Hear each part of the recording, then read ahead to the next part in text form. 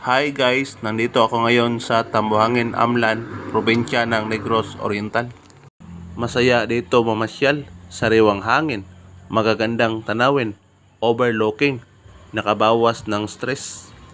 Medyo may kalayuan ng konti ito sa bayan ng Amlan guys, 8 kilometers ang distance.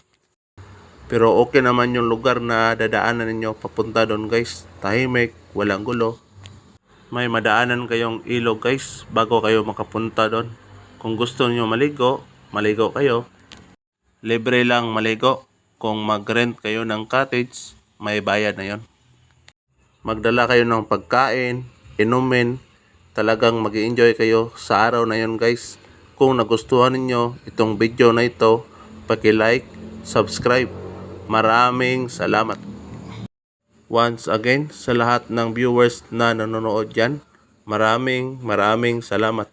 Hanggang dito lang po.